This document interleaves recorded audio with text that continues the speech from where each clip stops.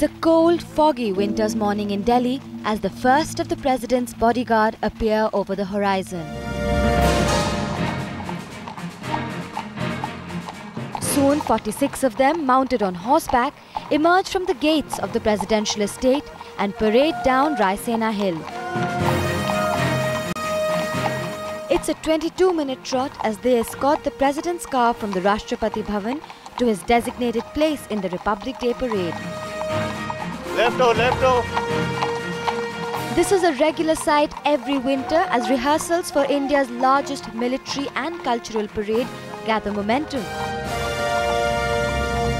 Republic Day is the most important parade for the President's bodyguard because you are in, or practically the entire nation watches the Republic Day.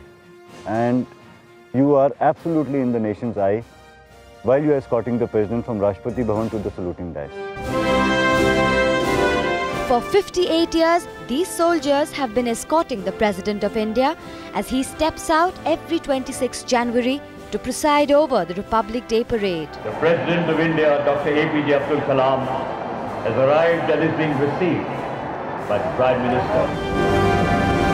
Section, Danegum, Kadam. Preparations and rehearsals begin almost 3 to 4 months in advance because for the country's oldest mounted cavalry unit, it's about inculcating in the horse a military-like submission to discipline. Guns dip in obeisance to the Supreme Command. It's also about conditioning the horse to sights and sounds that are completely alien to it.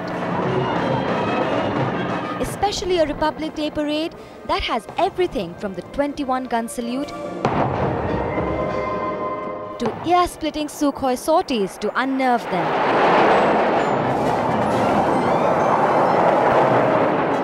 There are certain things which we need to train the horses to get used to, which they are normally not.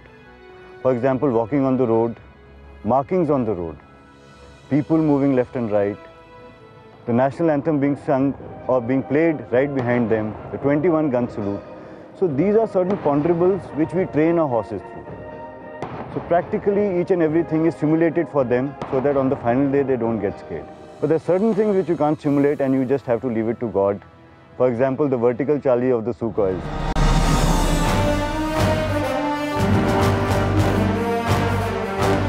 With over 2 centuries of service, the President's bodyguard is the oldest regiment of the Indian Army.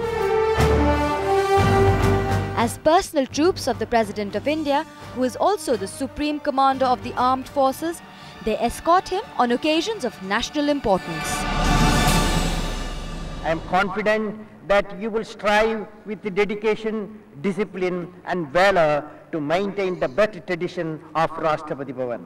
I congratulate you on your remarkable turnout, bearing and steadfastness on parade, especially your maintenance of the horses and the ceremonial attire of the President's bodyguard. Traditionally, this elite cavalry unit was responsible for the personal and battlefield protection of the Governor-General, who often personally led his men into battle.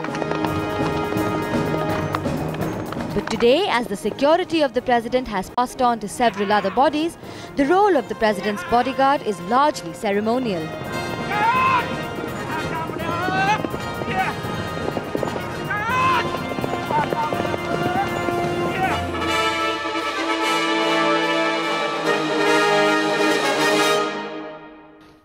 Many, the President's bodyguard may seem like a bit of a misnomer. After all, these soldiers don't really shadow the President 24/7. In fact, many of them get to interact or meet with the President barely 5 or 6 times a year. But spend a few days in their company and you'll discover that perhaps the name is not a misnomer after all.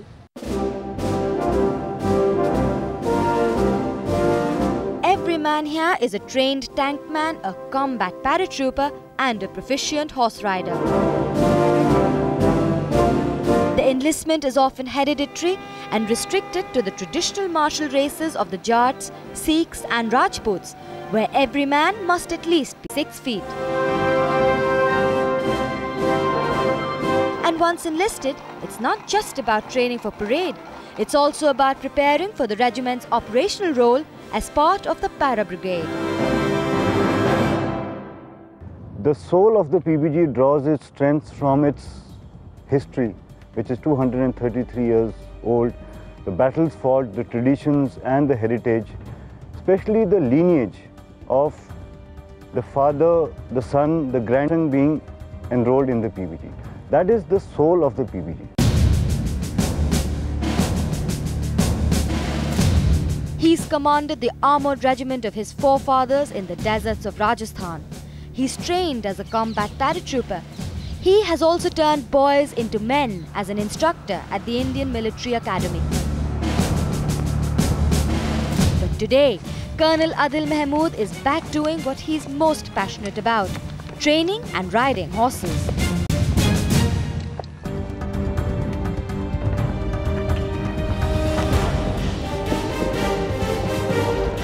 For a regiment whose strength lies in its lineage, it seems only natural then that its commandant is a 6th generation officer.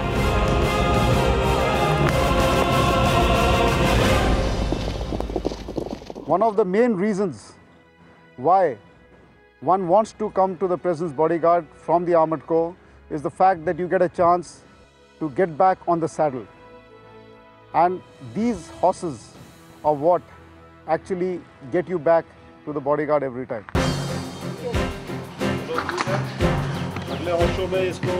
So pedigree apart, it's the Colonel's love for horses that seems to have brought him back to the bodyguards.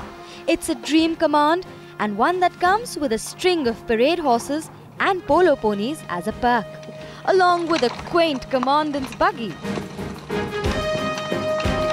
In fact, another interesting quirk that comes with the office is the opportunity to hobnob with various state heads when they visit the Premier. It is always an honor to meet the various presidents who visit the nation. I was very lucky to get a chance to practice my French with the French president during his visit last year.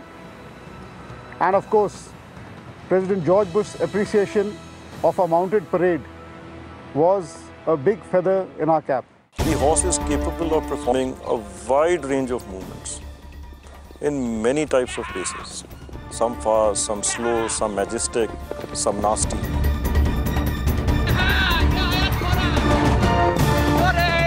एक जानवर के साथ handling करना, उसको सब कुछ सिखाना, ये भी काफ़ी खतरनाक है। वो खुद भी टूट फूट कर लेता है और अपने राइडर को भी तोड़ फोड़।